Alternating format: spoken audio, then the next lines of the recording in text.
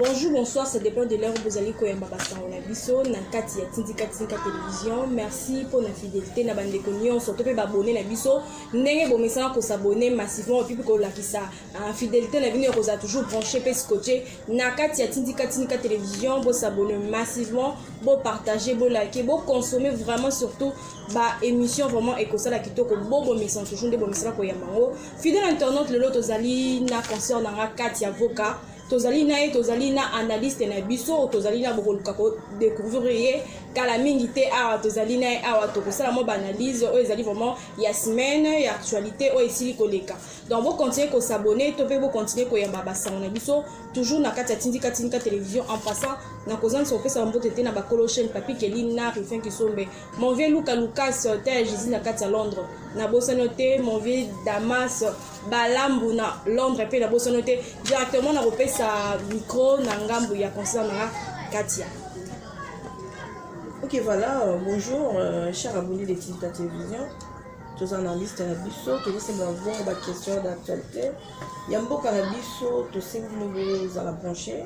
vos appétés, vos capinamas sont au Koloba Awa, Bobenga, et pour ça, pensa bien, on a chaque pédale pour prendre sa caméra, tout péta pédale sur la moto décortiqué. Tout peut s'appeler invité à son beauté, mais avant tout peut s'importer photo de la quelques actualités la liste open et 26 personnes toujours le bela tout le monde a fait à Christian Bosebi na ngam penza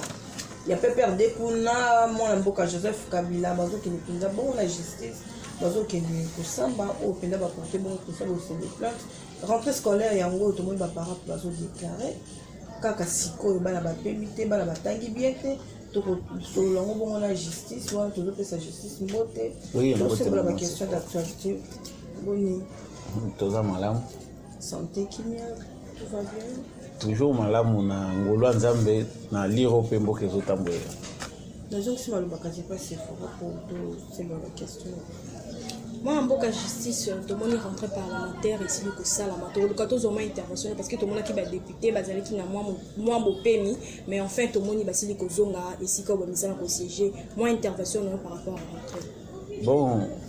comme d'habitude ba député na biso bazongi baza ba uti ko pema parce que biso to biki ba congé wana pona biso d'ailleurs eza ba congé oyoyo et c'est plus ça nango ba congolais te pour so tali makambo d'abord ba congolais baza nango et bela makambo toza nango député na Congo a cause rata même pas ya ba makambo zo nango po et belo bazo zo ka congé za normalement pour muta kita na base na ye akende ko s'informer ya ba désirata ba problème po ezoleka na kati ya ba circonscription na bango comme ça baya nango pona ko lobela ngo na parlement pona ko sala ba recommandation na gouvernement mais so tali dans la plupart makelele batiaka na parlement neza pamba bakitaka kututé baye ba vrai problème pe baye ba ko concevoir ba loi oyo ezali ko s'attacher na ba problème o ba congolais bazana ngo bon eloko nga vraiment étirer attention na mingi makambo etali rentrée parlementaire ezali loi ya Noël tani oyo lekité oyo nanu ba placer te toloba donc pona batu mususu balobi ezali ko banga Moïse Katumbi ba mususu balobi anini agenda ya makambo ba ko traiter na parlement nanu basilisi ba question nyonso bango ba ko lobela te ezana no mi de côté ba ko lobela ngo sima esali mo makelele mingi batu balobi bazo banga Moïse Katumbi mais ezana ngo ndenge Moïse Katumbi alakaki bato lobi ete ceux qui l'ont yatiani l'équilibre de l'Assemblée nationale et mboto à répondre à l'or on a eu à colomagnon sacré il y a un esali mbutu les papiers non il faut d'abord te comprendre eloko moko eloko faut te comprendre ezali que ba priorité ezalaka na société nyonso ba priorité eza que eloko soki tolingi tosala makambo misato eloko nini tokoko tia liboso ya mbo makambo nyonso na makambo bango baponi oyo bakolobela na kati assemblée na moni bazolobela nanu mpo rentrer oyo eza nanu mpona makambo ya budget il faut koyeba kostatuer budget ya 2022 balobela budget wana ezala essentiellement eza basé na social mpo mbongo batie ya likolo wana bayeba ndenge nini bakoki kokanaliza yango mpo congolais azala soulager na misère na ye alors deuxième point ezali likambo ya ndenge nini barepartisaka charge oyo bainstitution ezozwa en terme ya mbongo bainstitution na biso eliaka mbongo ebele kobanda na présidence de la république ti na bainstitution nyonso ya se alors lokwa bazolobela mambo bainstitution batali mpe mwana mboka Joseph Kabila na baloi oyo elekaki oyo ezo porter mini statut ya ba ancien président na ba président en exercice ba pesi ba avantage moko oyo ezo remettre na ba droit ba congolais nyonso do yo so sala na mboka oyo ozwa déjà mbongo ya moyibi pe ayiba parce que même si on n'a pas de preuves mais toyebi ke mboka ezaki vandalisé. Alors niveau oyo ya vandaliser mboka a continuer kozwa lisu mbongo soki $600,000 na ba avantage ya batutu bazo entourer yango moni ba préférer que loi wana pe ba lobelango ba modifier loi wana ba avantage wana yango te. Et ça parmi ma priorité au bakolobela na parlement. Mais lokola likambo loi tchani eza loi moko eza basée sur question moko ya souveraineté. Nazo peser dans le pour et contre. Premièrement loko photo bezali que Congolais nyonso censé oyo a vivant na Congo aozana na besoin ya loi te pour conscience na ye esala. Soki ozaki na mboko oyebi ke na la police na biso, na armée na biso, na service na biso à renseignement, na économie ya mboka na biso, toza infiltré à tous les niveaux. Toza na pasi lelo po na armée na biso ba étranger ba kota. Toza na pasi lelo po na la police na biso ba infiltra biso ba kota ba étranger. Toza na pasi po service na biso à sécurité et kota ba étranger. Tu sais que ya komi na pasi lelo. Bazo pesa ba ordre omoni na Kivu ou bien na Ituri omoni défection ba militaire bazo bima baza ba originaire étranger ba qui guerre mais ba sali défection ba longwe na armée ba ki ko rejoindre armée ya bapaya biloko wana zo fragiliser biso. Donc soki Noël Tchani a pesi likanisi na ye aza citoyen congolais ndenge ngape na ko pesa likanisi na nga na lobiki to cha peine de mort pona mutu nyonso ko yiba mbongo mboka eza likanisi na nga ezo dépendre na Assemblée nationale to parlement au baza censé ko lobela makambo a loi ba yeba suite nini bakoko pesa ngo soki majorité ya ba congolais ba lobi baza d'accord OK mais oyo comme le rôle l'intimidation est-ce que Moïse Katumbi pour na ye ko s'exprimer malamu il faut intimider ba alobi eza ligne rouge contre Noël Tchani to contre ba congolais Noël Tchani a pesi likantina ye soki ba congolais nyonso baza majorité ba ndimi ba lobi ke il faut loi wana eleka ekoleka parce que c'est ça la démocratie. Comment na ndenge makambo ezali kokende to ko loba loi wana ekoki koleka to kokoleka te nazoloba mama na koyebisa ote ke loi ekoki koleka to kokoleka te na memio na angle eza plus pratique volonté ya peuple mon côté batikala ko nuire nango ata eleki un siècle ata deux siècles mais ba population bazaki partant par rapport ya loi wana parce que effectivement population congolaise soko tali yango na majorité nango toza ba amnésique te toza batu o conscience ezo sala muto ezo sala makambo na uti koloba awa ko sala ko débattre ayebi ke loi wana il faut eleka catégoriquement mais ndé na lobi à terme de priorité il faut total la priorité za nini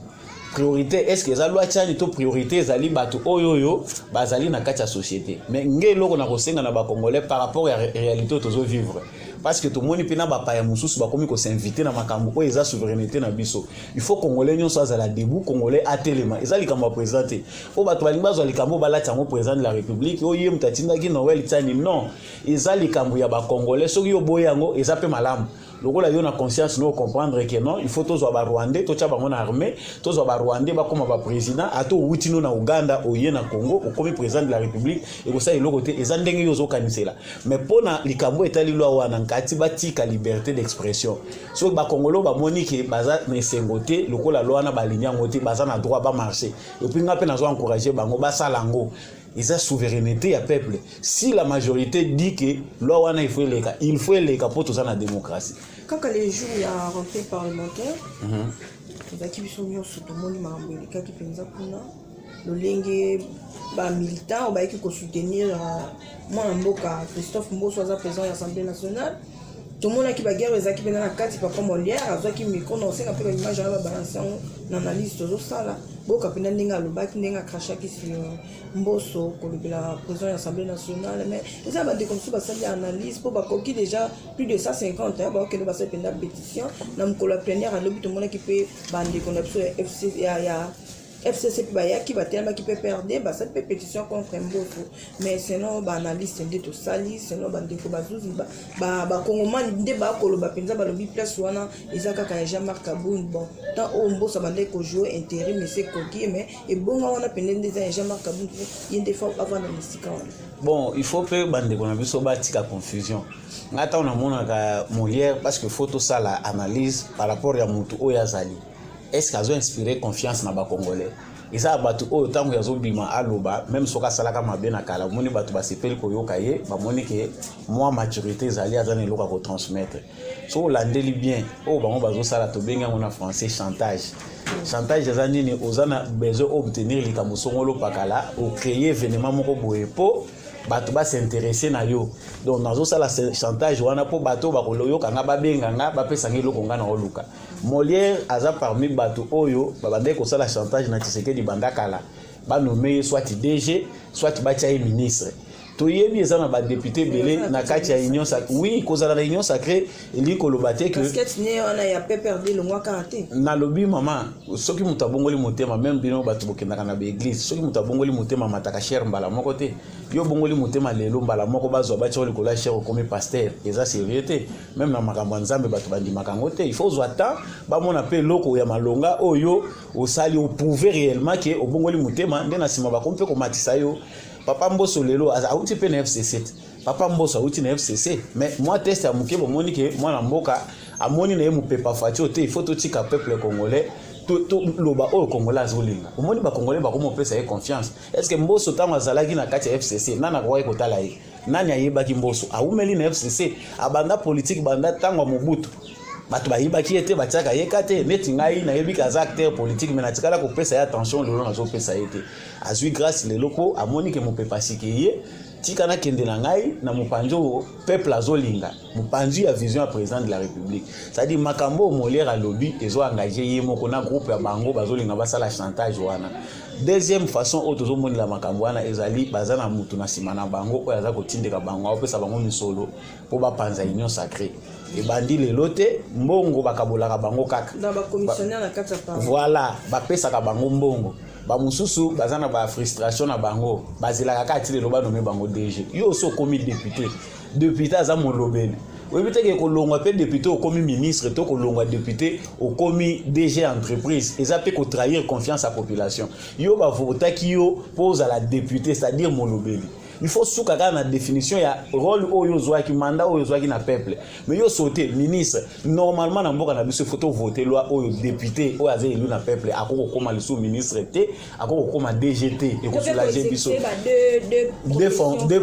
voilà ce qui to sali loko wana na kanti to za na difficulté te na kanti Molière pona ngai ba soki ba comprendre ye façon atambolelaka côté outil tout le monde a gazé parmi bateau bako changer kana bango te inutile tout kende na débat moulayi na makambo etali papa Molière to pesa ye sans satra makele na ye moni lelo Tshisekedi loko asika memi ezaki ba kope belé kufi na époque Kabila so sali chantage ofingi Kabila o tima kelele abengio apesi au poste est-ce que Tshisekedi a besoin nango et puis faut tout taper réalité union sacrée nani azo pesa en crédibilité eza ilonga Tshisekedi yo ka so Tshisekedi lelo apesi union sacrée mu Congo bango wana peuple congolais kotala bango akotala bango te Moi, mboka to moni na chambre ya ba représentant américain sénateur moko Chris Smith akebisi président kata ekolo na biso pour na makambo ya ba confession religieuse to ko kato zo mo intervention na yo par rapport ya agissement to pe façon oyo ni dépasser ko kebisa kata ekolo. Bon, sénateur wana américain tout d'abord principalement azali mutu lokola biso azana itana ye o izape souverain lokola itana biso Congo. Mais après si peu les canisi ça m'a bêté mais ngana zoloba tout court ezali d'abord premièrement justification ya kanyaka bango bazwi moni mundela za lokwa bisote mundele soki oliesi mbongo il faut aluka nzela nini ya kokotela po a justifier les camps biso to sala kango salité mindele bazana ndenge oyo soki même corrompre ye aluka pouvoir moko juste oyo akokolinga po akotela likambo na représentant wana na ba propos na ye azokebisa président par rapport à ba confession religieuse ngana différencier ba propos na ye na ya la mukate soko tali ba propos na ye okomona ki a répéter kaka makambo oyo bakatumbi bazoloba na ola muka ezana kacha koloba bon koloba boye mbongo esetambolaki même si bato peut-être bazoyi bate mbongo etambolaki na ba instance internationale pona kolinga ko fragiliser Tshisekedi sur le plan international bapanzi bambongo Union européenne et droit de l'homme les a respecté même makambo ba marche oyo bato belé ba piéger ndé Tshisekedi pona pour faire commettre ba erreur ba tsango na mutu ya régime ne ba loba ke non azo respecter ba droits humains te moni ba journaliste ba to saka bango te voilà et puis makamu ya ba église ba confession religieuse o tozana ngolelo ye na États-Unis ye sénateur wana ba confession religieuse bazaka nisika nini yo mona ka basango na États-Unis ba kenda kolobela makamu ya nini ya politique non basango na makamu États-Unis même si bazana atteint ya koloba ba église nyonso ba lobela rapé makambo politique mais ça le quoi oya bisoté ozwi kazaka politique olati donc sénateur wana ngana kanisi a justifier kaka moi misolo na bango ba lié to ebike ba kenda ko corrompre l'administration à Trump na quelques sénateurs pour na kolinga ko fragiliser relation ya président de la République c'est-à-dire ya Congo na États-Unis mais ba échoué parce que résultat ya ngwe pesa mité mais muta sa zimbongo aluka pendenge ni na ko sala kopa ngopo ba pesa yenga déjà mbongo ba yango sénateur wana sali na kancha ngweza coup d'épée dans l'eau pour na président de la République na kanti il peut être rassuré que na niveau azotambolela azana soutien total ya États-Unis d'Amérique. Ok, voilà tout le bien faire ça as un génie ou analyste un peu le colayo pour apprécier beaucoup plus na le bien banda carrière non to remarquer na mabete mais tout ça c'est quoi il y a convoquer le que ça c'est pour na badir na akenda ki pour le bal devant public et ça qui peut bientôt ba convoquer na ngambia FCC pour notre autorité morale na bango. Bon et loko ali bosse photo e ba que transition au esali keto longwa na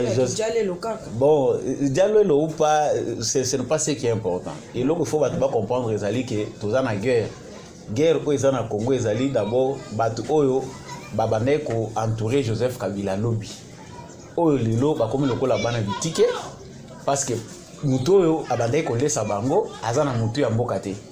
Donc oyebi so ozana banyongwa mutu oyebi kasala o bolamu na tonganda ku na soma mutu kapona mutu wana tango oyoka bazo critiquer ko sala o malamu te ezo pesa o passe alors nani ayebi te makambo Joseph Kabila na mboko ki biso tozaki humilié en tant que ba congolais toute catégorie confondue même bango bato peuple ba yebi ke mboko ezaka humilié et puis kozala Kabila eza lokola mboko ezaka diriger te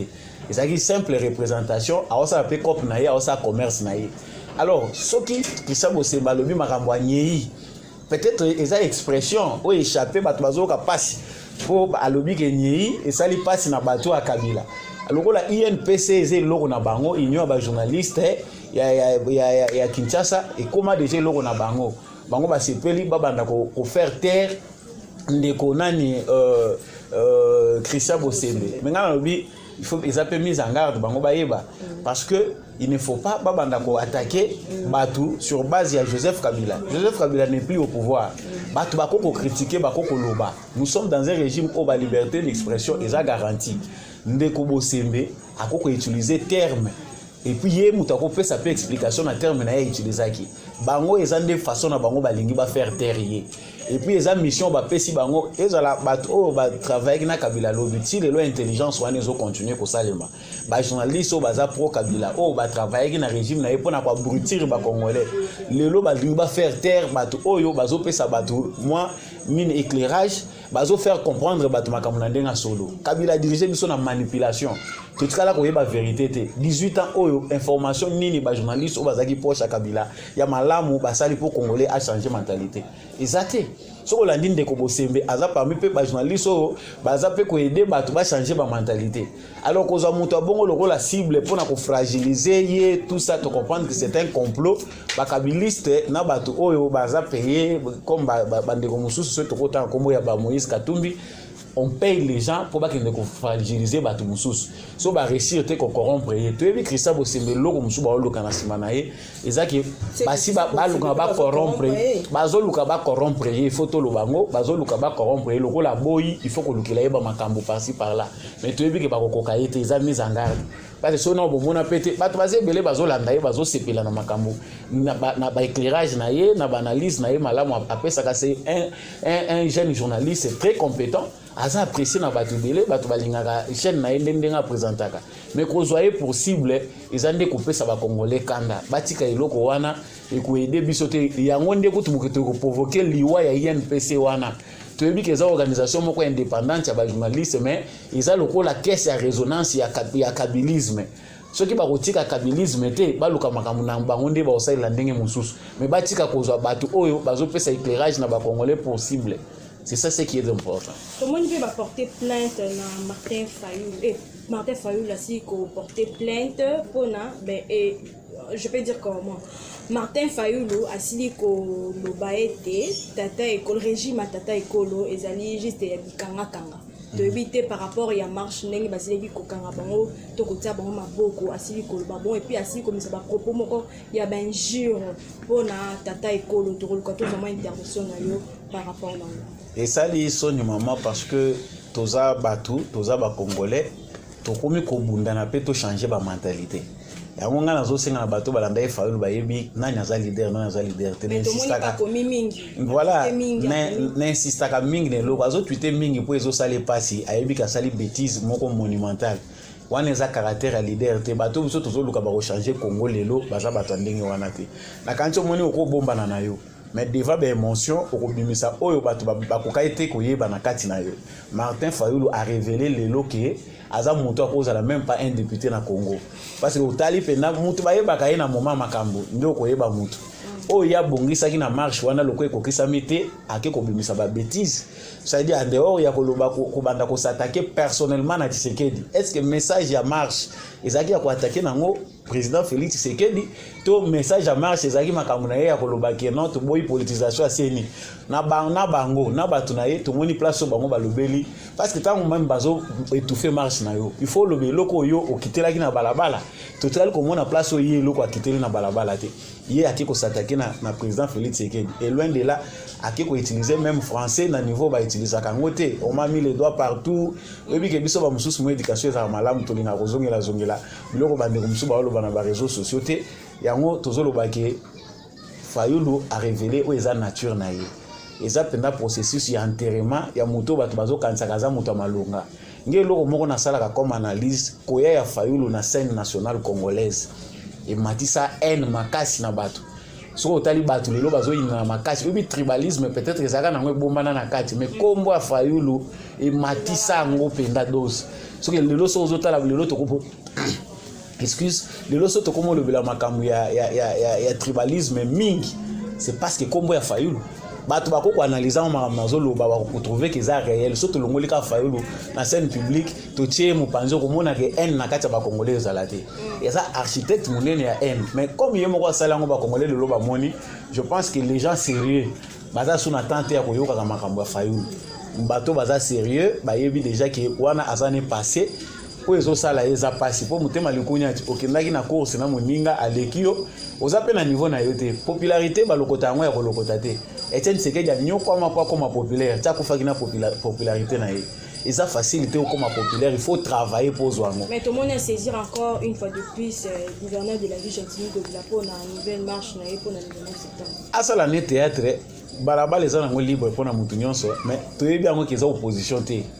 eza sabotage eza nde complot azolinga à se vendre abima loko azana métier oyebi Union européenne eluka batuti Union européenne musana on ko recruter ba jeunes militants moi ba mouvement citoyen moi ba biloko moko bazozwa alors Fayulu a besoin de se faire voir encore que je suis encore utile côté toujours qui ne peut pas ba moyen à prouver bino ce qui est faux ba réalité comme dans makasi lelo ba réalité ça que même ngapé na malelo député peut-être na battre Fayulu na coin na bango ba bisike zebele lelo ba leader asika bazobima alors Fayulu soka za mutu aza pana maye azo comprendre ko yeba ke réalité lelo moni mbosa kendaki na kan luka asali plein semaine passée alors plein wana sali wana yaba yaka bato bandundu bato oyo bazana bango na NT na kati na bango ba yebi ke la politique c'est fait bikolo nyonso toza tout ba congolais ndenge pe ba leader asika bazobima kana ba coin nyonso 4 coins to bandolo belaka Fayulu. Franchement, il faut qu'on change ma vision, qu'on change paradigme par rapport à la vision makambo lelo. Donc, dès qu'on Fayulu, azali na liberté comme tout congolais, biso ba mususu tokozwa NT comme base ya critique to base ya échange ya ba idée. Ye lokola tie N lokola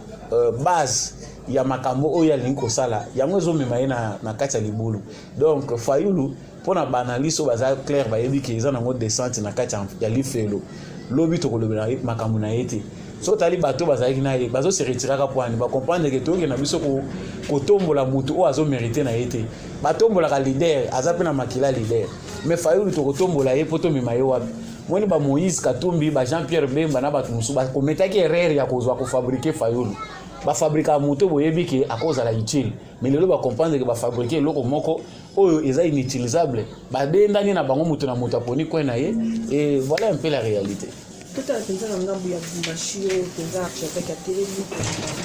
pour lancer message mon chef de l'État à respecter les institutions et boka mingi ba article depuis à côté à pouvoir naé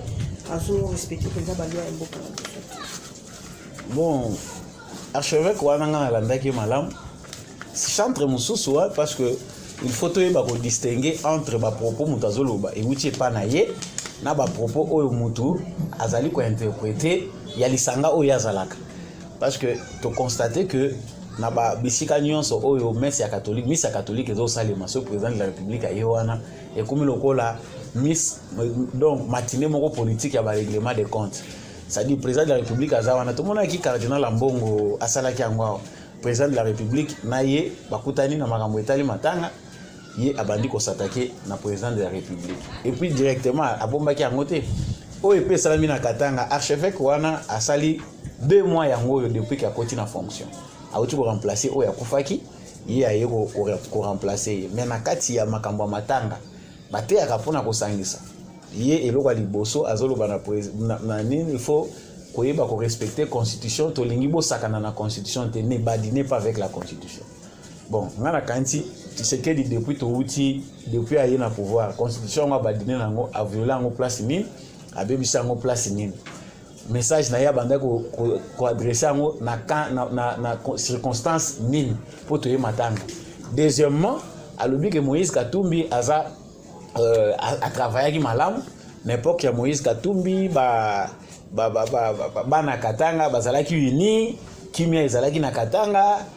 makambo ezalaki malamu ndenga zoloba avant ya kolouer baba kiungu na hypocrisie parce que il faut to considérer en bon mais Moïse Katumbi oui paix à son âme vraiment zo mérité Moïse Katumbi nata oyo batu nyonso bazoyeba est-ce que celui to sali analyse malamu po batu bazo continuer koloba mais vérité ekitaka kaka ndenge zo ya na escalier ndenge musicien moko ayemba lokute ya kambango mais vérité kaka na malembe wana ekomaka soki lelo toke ko fouiller na ba placard ya Katumbi toko kutaka za musantu a gérer Katanga pendant près de 8 ans avant baya kozwa problème na boss na ye o bazongani lelo oyo asalaki ka koma politicien sikoyo archevêque azoyebisa biso ke Moïse Katumbi aza mutu malamu oyo akoko aider nani que ako asalaki ke kimia zonga kimia yango muya bazwaka problème na Katumbi na Katumbi aza gouverneur pourquoi parce que baninga balobate ezalaka ka ye Katumbi a confisquer ba mine ya bato aza na ba dossier belé zolanda e soki lelo toke IGF balobi IGF akende ko sala nini audit ayela biso makambo nyonso Katumbi ba contre ezaka signé na époque na ye tokokuta Katumbi maboko ba centre azo faire partie ya bateau Katumbi pas un commerçant mais na bika si maman il faut ce que mutu pa yeba ko différencier entre commerce na politique et loko zo pesa ndeko pasi ezali que yazui politique azo comme ça ngolo la commerce wana capitalisme yango ebomi politique na mbongo so na mboko oyo tantôt ezo pesa moi passe même mukili mobimba soki mutu azui ka capitalisme sauvage akoti chango na kati ya politique aza prêt abomi ngai abomi biso nyonso wa poazo ba intérêt na ye. Alors makambo archevêque ana lobi eza nango kozala chantre ya lamuka eza nango ko kesenetela makambo ya mbongo to comprendre que l'église catholique c'est kabwani nango entre bato oyo bazo faire partie na COP ya ba politicien na bato bazo faire partie na COP wana te baliaka pe lokoti mais na yebi ki wana nyonso eza nango ba antécédent ya conflit o déjà mbongo asa déclenché na président de la République mais bayeba pe que moni mutu soka zo konza azalaka na autorité moko ezokumba ye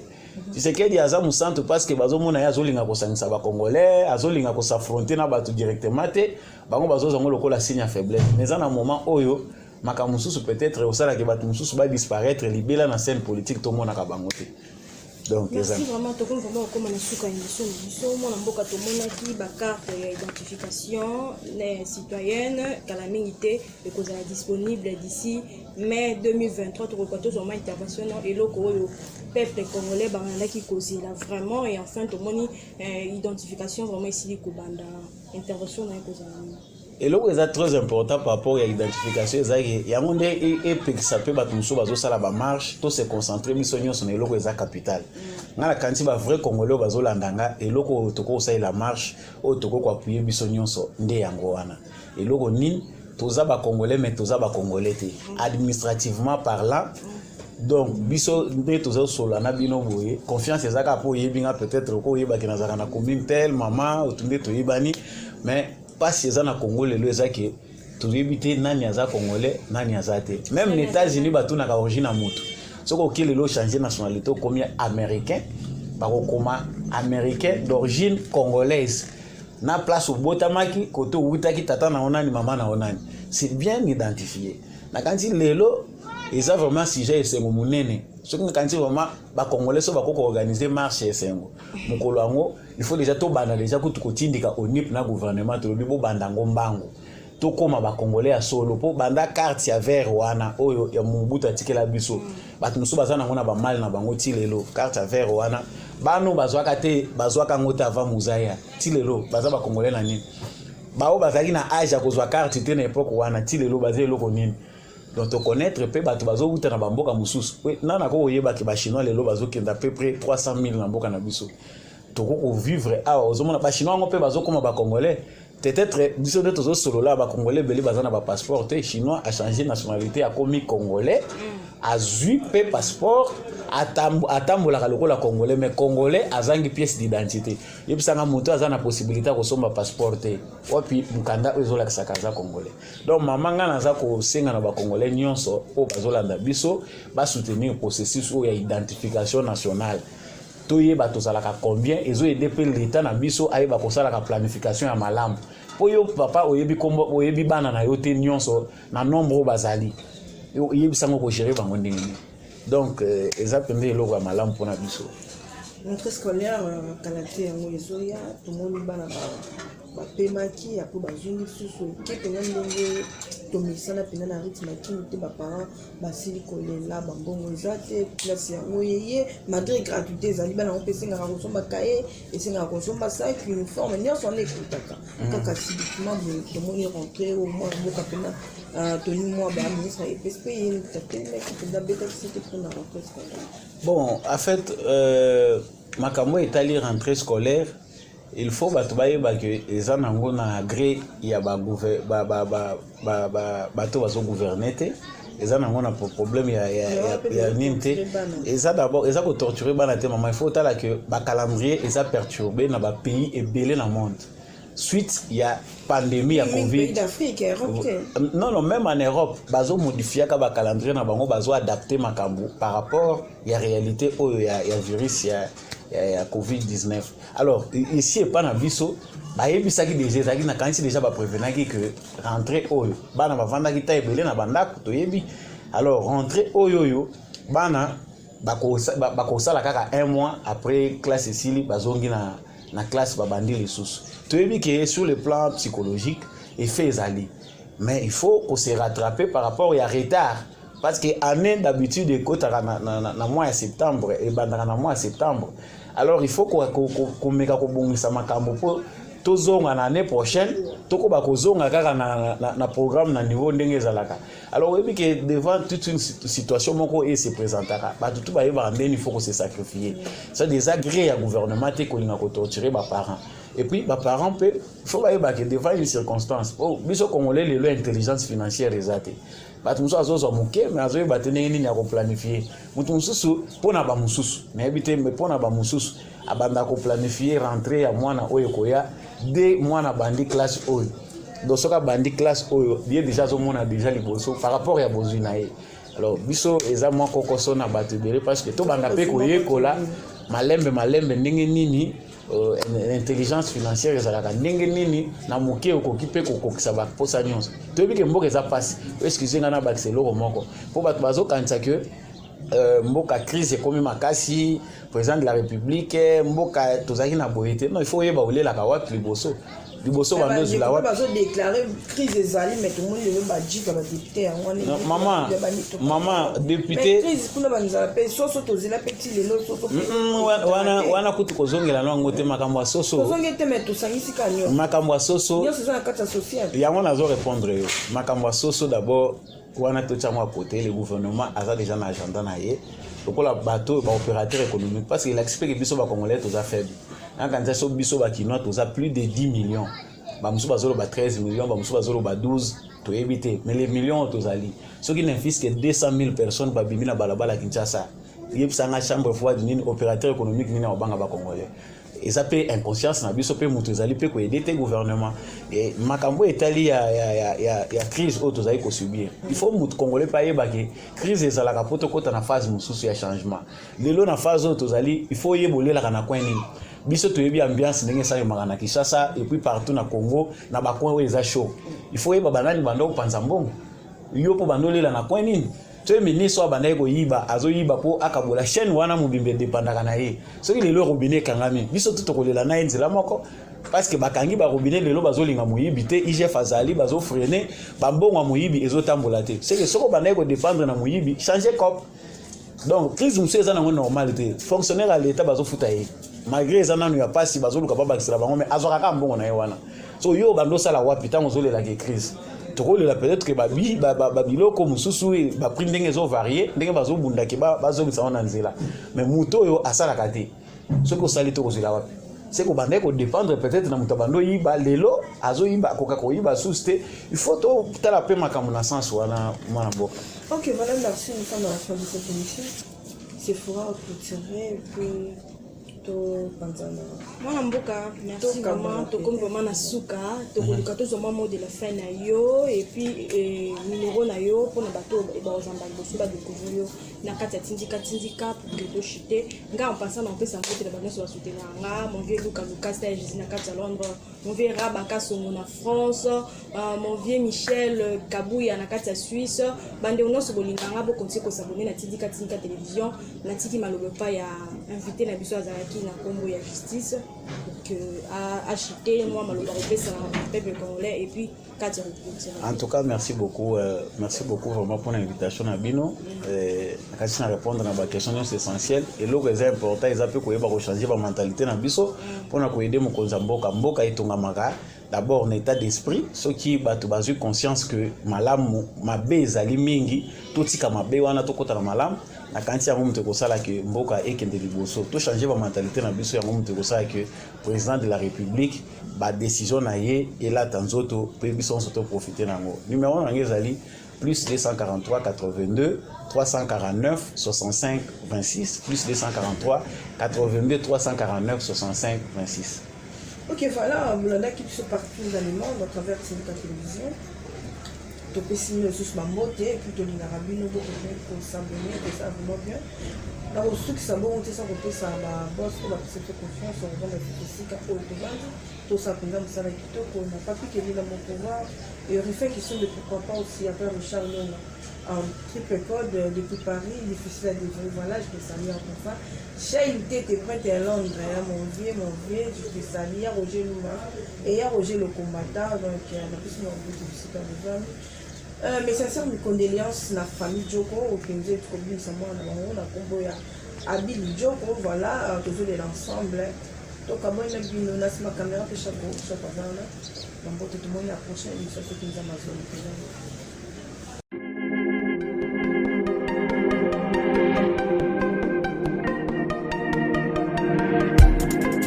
Après 25 ans d'expérience, eh oui, de 1995 jusqu'à ce jour, Elton Store,